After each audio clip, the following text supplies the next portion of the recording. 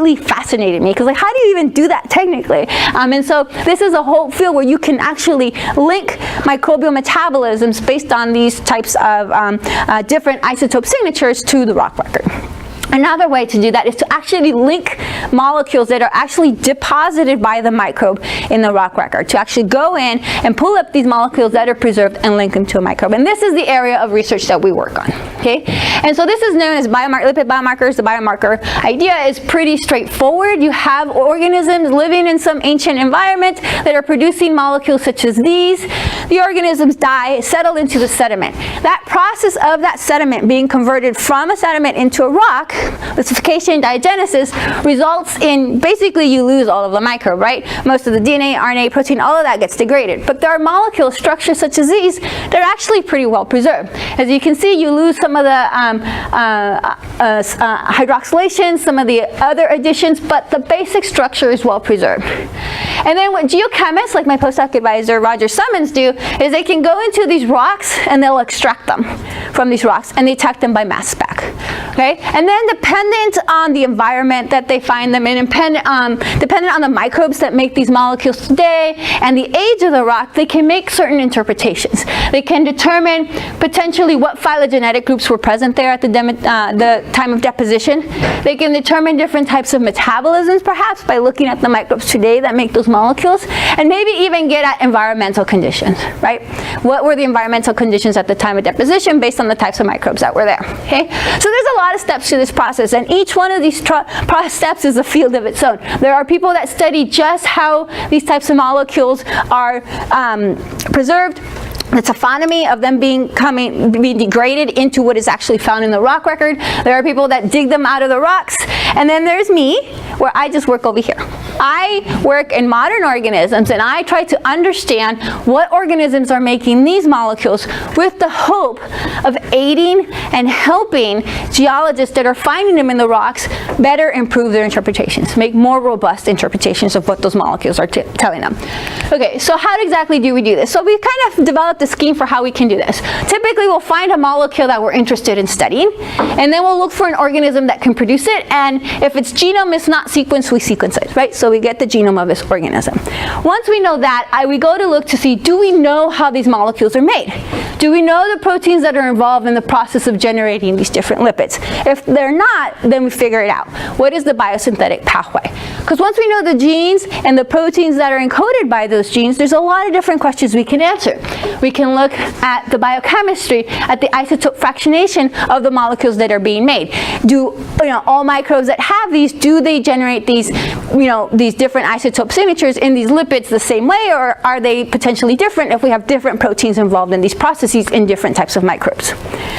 We can physically link environmental conditions with the production of these lipids. So what we can do is we can generate mutants, we can delete the genes, and then look at how perhaps the environment where this organism is first isolated, how in the lab, if we delete those lipids, they can no longer make those lipids, how do these environmentally relevant conditions affect the growth of this organism, affect all these, the regulation of its transcriptome, all these other things that we can look at, and actually link the production of this lipid to some kind of physiological condition. And then it also allows us to look for other organisms that potentially could be producing these lipids. So the way geochemists have generally done this is before there was all this genome sequencing, they would call up their microbiology friends, and their microbiology friends would send them these microbes, and the geochemists would purify the lipids, and they basically developed a big database of organisms that produce lipid A and lipid B and lipid C, and then they found a pattern out of that. But that's really dependent on cultured organisms. Here, if we know the genes that are involved in this process, we can look in this huge genomic database, this huge metagenomic database, and potentially find other producers without having to culture everything and extract lipids from everything, which is not super easy. The other thing we could do is do phylogenetic studies. Once we know the proteins, we can begin to trace the evolutionary history of that biosynthetic pathway and actually see see, well, can we figure out how old these pathways are? What were potentially the first type of organisms that produce these types of lipids, right? If we trace that back to like molecular clock analysis, right? So knowing the biosynthetic pathways just provides us tools and a lot more information to better interrogate these lipids in extant organisms. Okay, so the majority of the work that we've done in my lab the last 6 years has been on these cyclic triterpenoids. And we've focused on these lipids because these are some of the most well-preserved biomarkers. They go as far back as 1.6 billion years ago, as we can find them, right? And these have been pretty much thought to be diagnostically very good biomarkers because their production in modern organisms has been very restricted, right? And so there's I'm not going to talk about these molecules today, but if you look up my papers, this is primarily what I'm working on, and then I'm going to talk about something completely different. But this has been a really great field to get into just because there's so much data in the rock record, and we're finding that there are different organisms that produce these by finding the genetic pathways. There are different proteins that are being used by eukaryotes versus prokaryotes, and so it's just been, this is really fun to work with these molecules because there is a lot of information in them. But one of the questions that came up when we started to focus on these, and I've talked to Jim a little bit about this, is why don't Archaea make these molecules? So those lipids are very much are produced by bacteria and eukaryotes, but we don't see them in Archaea. So this kind of got me on a kick looking back at Archaea lipids. Well, what do Archaea have? What do they make? And I'm really fascinated by the Archaea because for so many years we didn't know that we were studying Archaea, right? Up until 1977 when Carl Rose was discovered these through the development of molecular characterization and phylogenetics of these organisms, right? And then we're like, oh, there's a whole new group of organisms that we're studying, and so I really love that. And I have to put this plug in because I'm an Illinois alumni. Every one of my talks has to have Carl's picture in there. And so one of the interesting things about the Archaea are their membranes are actually very unique, right? So if you look at the structure of the archaeal membranes, they have these, they look kind of the same, right? They kind of have the same overall structure. You have these isopronoid chains, but the difference is that these are ether linked here, whereas here you have these fatty acid chains that are ester linked. And then the configuration of the glycerol backbone is actually different. They're isomers of each other, right? And so the other thing that Archaea can do, and so this is the reason I don't think they make cyclic molecules, is they have these very branched fatty acids, and I'm not sure they need to make cyclic molecules in order to embed in their membranes. If you can imagine these kind of laying on top of each other, you would have all these methylations. You wouldn't have room to put in a cyclic molecule in there like you would if you had this space here. That's my thinking. I don't know if that's true. Anyway, that got me into a kick of looking into Archaea lipids and seeing how interesting they were. The other thing that they do with their membranes that is rare in bacteria is they'll fuse them. They will take two layers and generate what we call a tetraether, a GDGT, and generate this monolayer structure. And we're not sure exactly how they do that. The other thing they'll do is they'll introduce rings into the tetraether structure as shown here. Okay, we think these modifications have something to do with the potential to make the membrane more fluid, but we're not really sure. Okay, so these are just really fascinating and they look really cool. They're very different than any lipids I'm used to seeing. But this is just kind of the core structure. If you look at the head groups, you also see another difference. And their membranes are asymmetric, meaning that on one side, which we think is the inside of the cell, they have this phosphorylated head group. On the other side, they have these glycosylations, which we think is on the outside.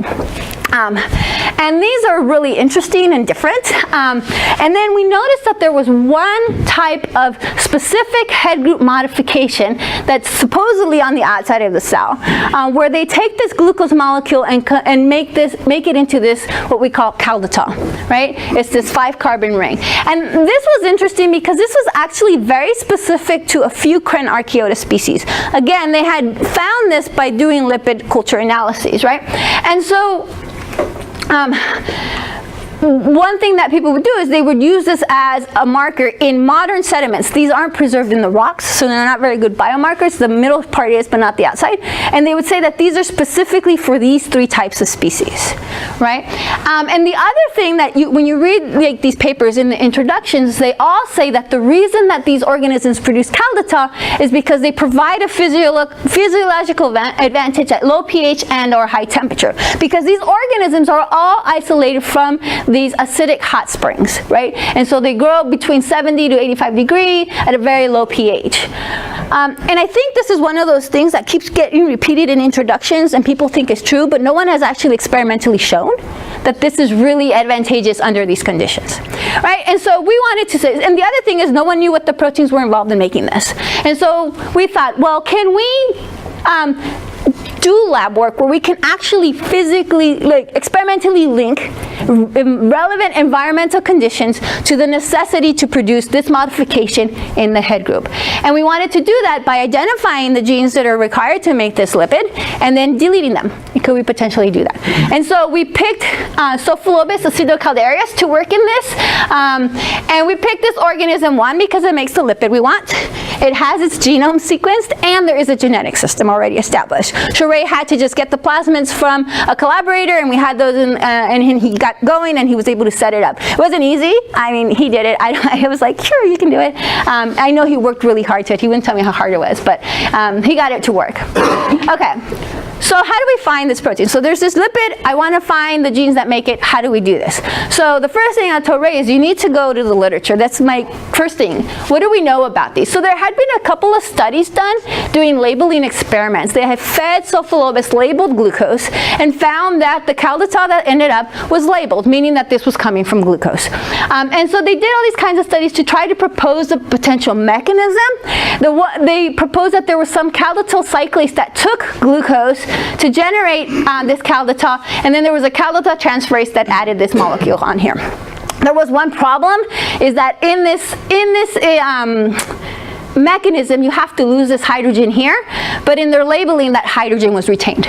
And so they kind of just gloss over that, and they're like, oh, we're probably doing something wrong. And so this was kind of like, I'm not sure this is going to work. And then this stopped. This was like the last paper in 2006, I think, right? And this is where they stopped. They didn't know the protein, so they couldn't move forward. But there was another thing that when I saw this, in my Hopanoid background, came back to me. And that was that when we looked at the biosynthesis of these cyclic molecules, some of the bacteria that make these had these really elaborate side chains. And there was this one transformation from this paper in 2003 that had stuck in my head, where they took what we call the cyclotol ether and generate this molecule here. Okay? And in this paper, I went back and read this paper, the last line in this paper, so they talk about how their labeling study shows that this is probably a ring contraction, that this is the precursor to this, and there's some kind of mechanistic ring contraction. And the last line in this paper is, this might be what is happening with calditol and Sulfolobus. That's it. It was completely random. And when we cited this in the paper, the reviewer was like, I think you're using the wrong paper. This is about hopanoids. I'm like, no, read the last one sentence in that paper says it. Anyway, so when I was a postdoc, we were working on these lipids and how they're being made, and we were wondering if this was potentially the same mechanism that they proposed that we had seen in Sulfolobus. And so we had when did we do this? 2015, we did a collaboration with Crystal Schmirk and Miguel Valvano, and we had found the biosynthesis genes that were involved in this process, and it was this radical SAM enzyme. And so we thought, could this potentially be an alternative mechanism to what is proposed in the literature? Which is really lucky. I never would have known to look at this if I hadn't actually worked on this as a postdoc. And so radical SAM proteins are a very broad protein family, right? And they're characterized by this 3-cysteine motif shown here. And what these 3 cysteines do is they take S-adenosylmethionine, a very common cofactor in a lot of biological reactions, and this is the SAM. My friend Sam, as my friend calls it. And what this cysteine motif does is it cleaves off the methionine and it generates this 5'D oxoadenylyl radical. This radical is what begins a lot of these very hard biochemical reactions that are done. And I mean, there are like 140,000 radical SAM proteins that are out there in the genomic databases. And so they catalyze all kinds of different reactions. So we thought, well, maybe potentially this is what's going on here. This is a radical mechanism. With that information, then, we decided to do a comparative genomic study. We looked in the Sulfolobus genome and found 18 radical SAMs. Right, great, that's a very manageable number that we can work with. And then we look for homologs that were in calditol producers, but were absent from these other archaea that do not make calditol. And when we did that, that 18 gets reduced to 3 potential candidates.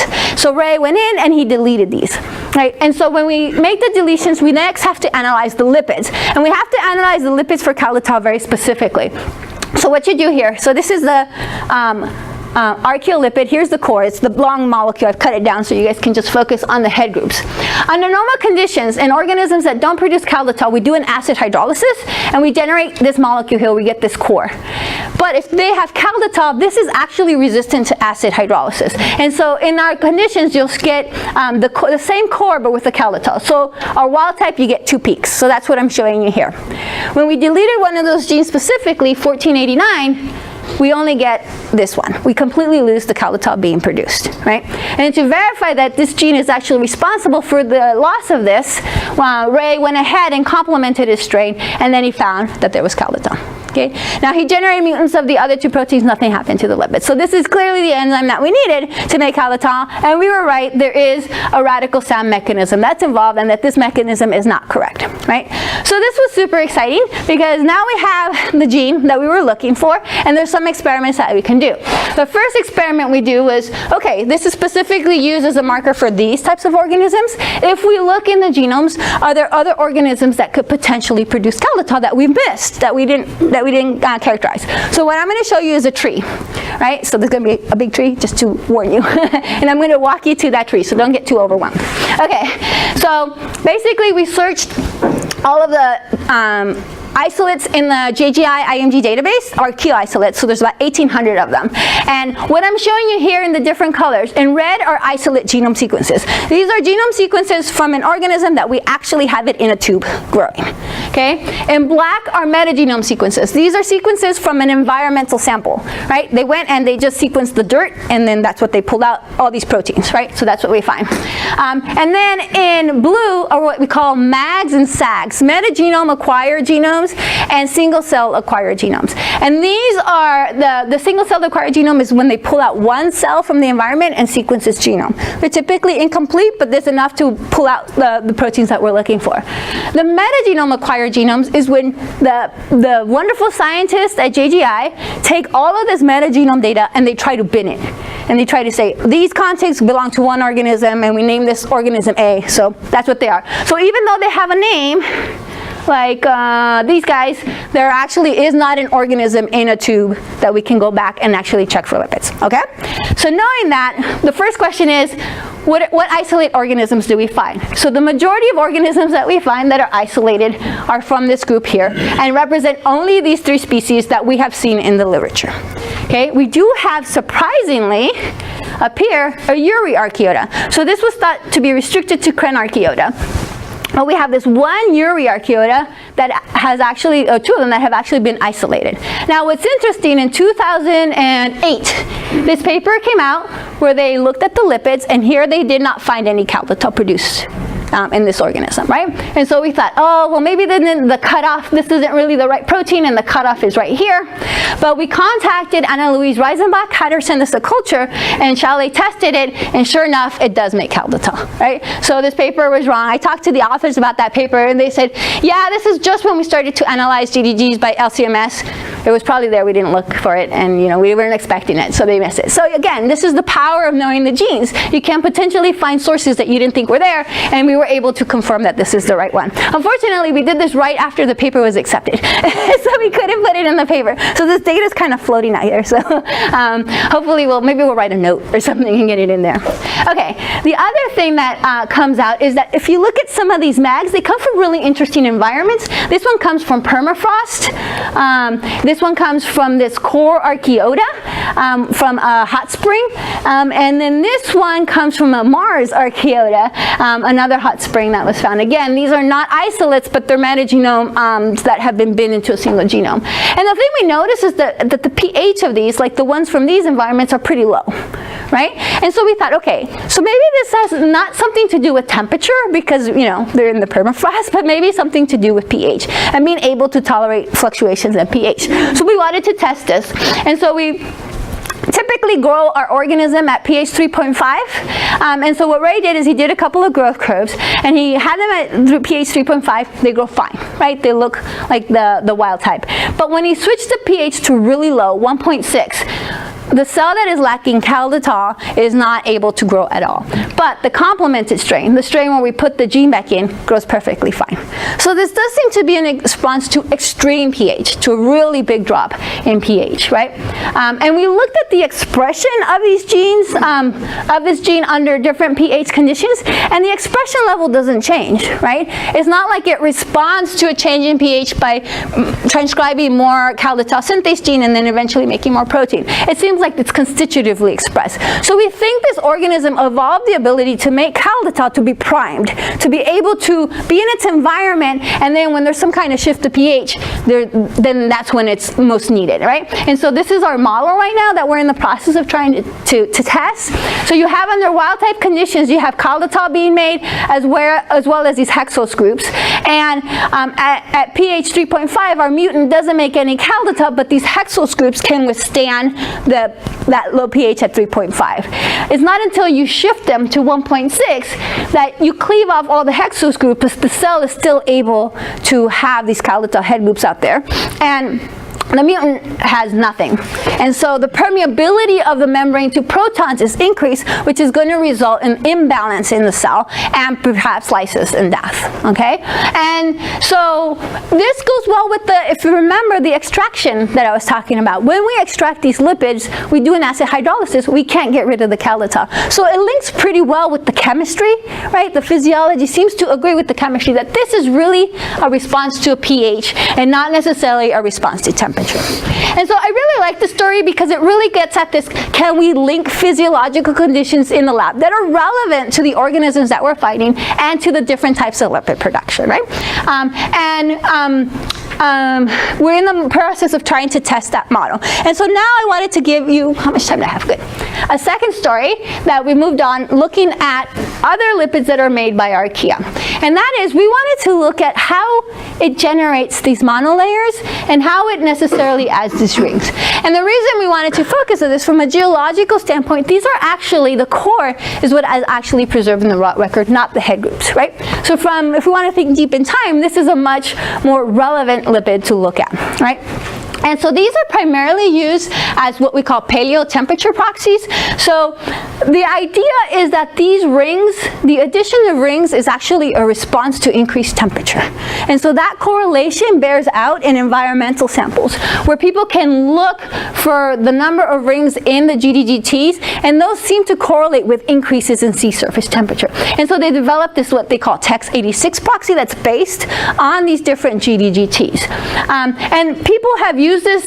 This is really a useful marker in order to look at sea surface temperatures in deep time and eventually use that to model how the sea surface temperatures have varied in deep time during different periods that our planet has been experiencing, climate change or warming or when it was really, really cold. How did all these things affect the sea surface temperature? Now, throughout the years, this was first proposed in 2002, and there's been a lot of what we call calibrations, where people go out into marine environments and remeasure everything and generate a new equation to use. There's multiple TEX86 equations that are being used, and all dependent on the environment they want. So there's constant constraining and making this a better biomarker. But recently there have been culture studies. So we finally have some of the organisms that produced this in the marine environment hadn't been cultured, and they were cultured, finally started to get cultures. They grow very slowly. They're mostly these Tom Archaeota. But people have started to do cultured studies and found that other factors, aside from temperatures, might impact the rings, right? And so we have kind of these two sets of data. We have these environmental data from marine cores from marine sediments that are very well correlated to sea surface temperature, yet we have these physiological studies in the labs that are saying, it might be more complicated. So our goal is to try to reconcile these two data sets, which are both independently very good, but when you try to explain them, it gets a little confusing, right? And so one of the problems we have in doing that is that we don't understand, we don't know the mechanisms behind how these molecules are actually made. So it's hard for us to monitor, like to make mutants and to monitor transcription or translation of these proteins in order to link them to some kind of environmental factor. So that's what we want to do. Can we find the proteins that are responsible for generating the monolayer and then adding the rings? And because these are really hard biochemically, and really no one has proposed, particularly for the rings, any mechanisms out there. We went to the literature, no one's really ventured potentially how this happens biochemically. So we decided to just take a stab and say, well, what if these radical SAM proteins are involved in this? We've shown in multiple strains of Archaea and bacteria that these lipids are important. These radical SAM proteins are important in modifying these lipids. Maybe we can see the same thing with this guy. So we went, and now we know, okay, so we have, instead of 18, because we figured out the synthase, we have 17 radical SAMs to look at in this organism. And we did 2 comparative search. The first one was to look for which radical SAMs were restricted to GDGT producers, but were absent from strains that don't produce GDGTs. So halo Archaea are the only Archaea that do not fuse their membranes, right? So we wouldn't be able to do this if the halo Archaea weren't stubborn and refused to merge their membranes. So thank you, halo Archaea. We did a second search where we looked for homologs of ring producers, but absent from strains that don't produce rings. And methanogens are some of the strains that primarily do not add rings. There are some methanogens that do, but this particular strain does not. In both of those cases, we ended up with 3 proteins that are potential candidates. And Ray's been in the process of deleting these. 2 of these are essential, so we think we haven't been able to find the gene that does the condensation, but we're trying to figure out a way to test it because every time he tries to make these mutants, he's unsuccessful. So we'll figure that one out, but we were able to have some success with the ring genes. And so the first mutant we looked at was this 1585 mutant. When we made that mutant, so these chromatographs look a little different because we're looking at all of the rings here, and they're kind of, the way we run it, they're all kind of fused together. But when Ray made the mutant, it looked like he went from having up to 6 rings to having none, right? So this was super exciting, but then this is why you get a good organic geochemist on board, because Chalet was like, no, if you extract the ion for GDGT1, there's a tiny bit of 1 ring being added. So we almost had it, right? And then Ray noticed that one of the other candidates was very similar to this 1585. So he constructed a double mutant, and then in that case, we lost all of the rings that were being made. So constructing these 2, deleting these 2 proteins resulted in no rings being produced. And of course, the good geneticist that he is, he put them back in on a plasmid, and when he does that, he restores the production of all 6 rings that we see in Cephalobus.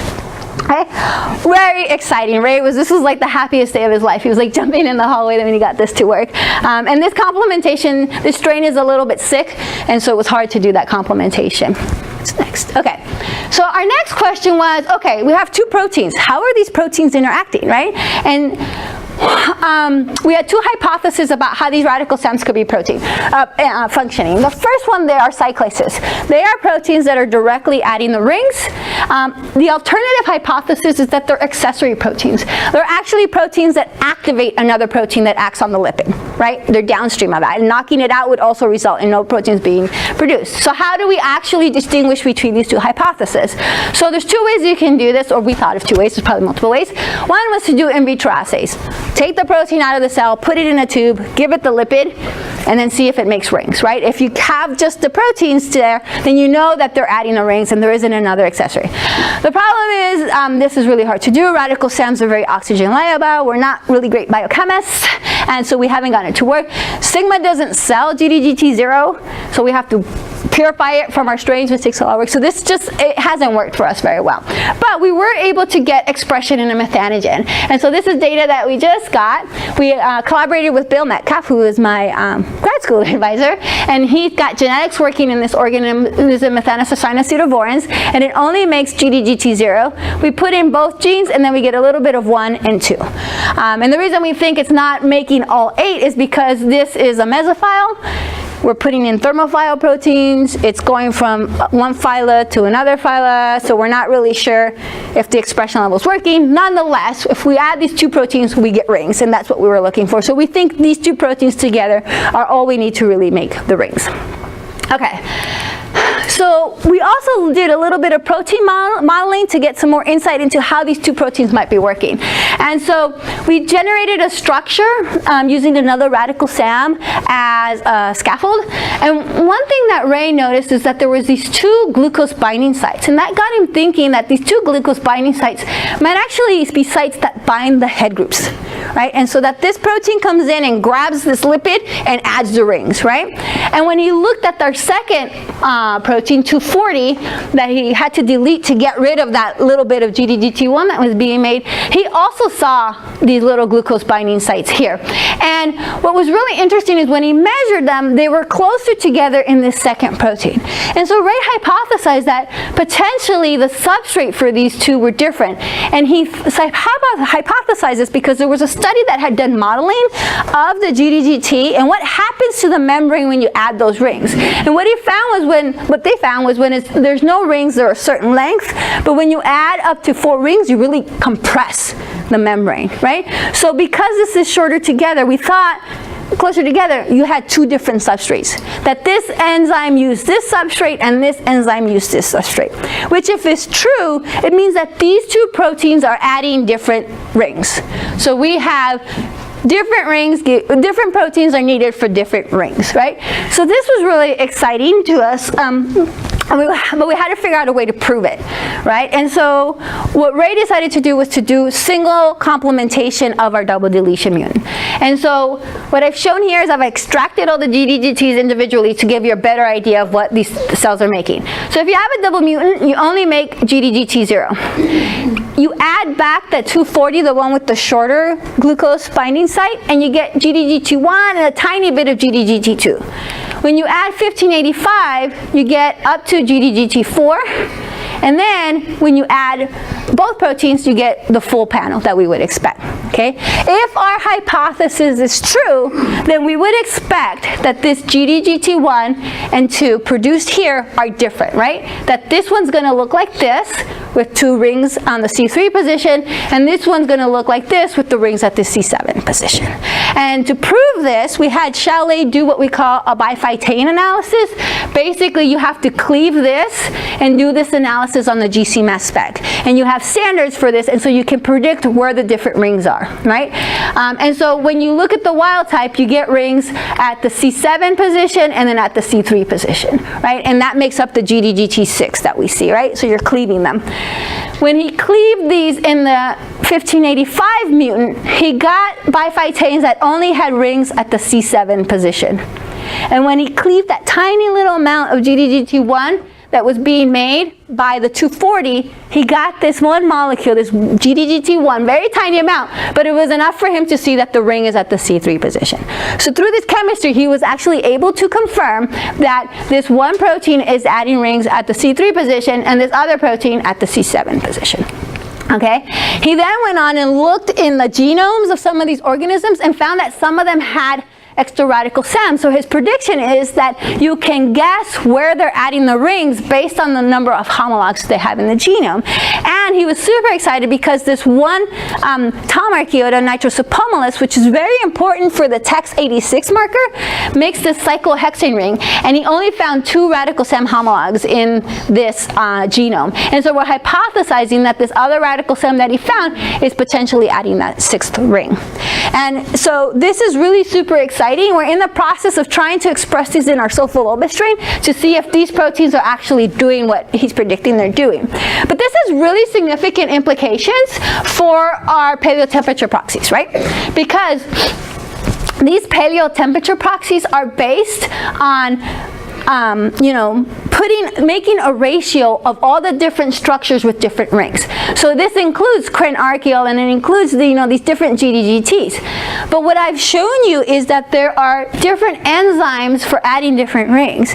These different enzymes might be regulated by different things. These might be regulated by temperature and be a response to temperature, but this might be regulated by something else. And so if we can figure out what is causing these proteins to add these rings, what causes them to be efficient biochemically from an environmental factor standpoint, that will allow us to better pick which GDGTs to use. Maybe we shouldn't use this one, right, and just use ones that have, that don't have Archaea, and that'll give you a better correlation to temperature. So this is really a way to constrain this. And so the way to test this is to, first identify the protein that does Archaea, but then you can go into the environment and see when the expression of those genes is occurring, under what environmental conditions. Or in your culture tube, you can look at the expression level of these different proteins. And so we wanted to test that really quickly to see if there was some correlation with different types of, that there was some type of different regulation of these proteins in our Sulfolobus strain. So this is a completely different organism. It's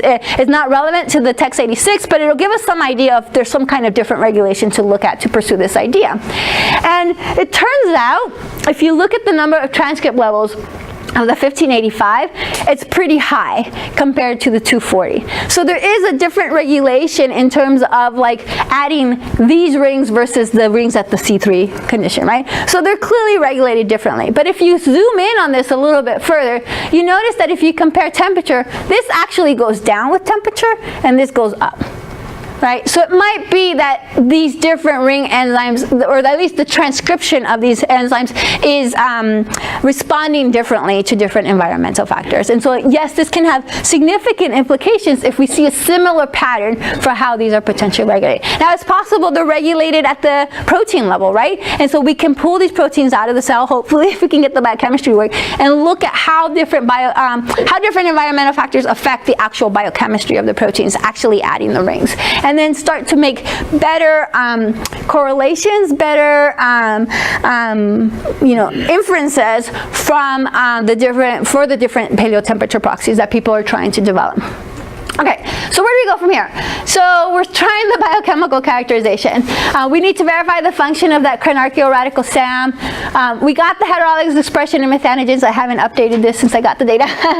We're trying to develop an in vitro assay. We're having some trouble. And I'm trying to get the crystallographers at the Stanford Linear Accelerator Lab to make me a crystal structure. But they haven't written me back. But we're going to work on it. We can then do some phylogenetic characterization. We can look what other archaea are producing these lipids. I've already done some preliminary trees. They're pretty widespread, in the archaea. Most archaea are, adding at least the first 4 rings. The C3 rings are a little bit more restricted. And physiological characterization. We now have a strain that doesn't make any rings anymore. It's still alive, but it's sick. Is that a permeability issue? Can we do some temperature studies with that? And how are these rings regulated? Is it by higher temperature or some other factors? Okay, and so I hope what my work has convinced you with these 2 stories is that we can take our, our knowledge of what makes these organisms, discover the proteins that are involved. We can link these to physiological conditions and hopefully have some impacts on the different types of biomarkers that people are trying to use to address important questions about our planet's past and how that has co-evolved with life on this planet. And of course, I need to thank everyone, my lab, my wonderful lab, Ray, who is the champion of this project, and Chalet and Roger, and all of our funding agents. And thank you for listening to me talk.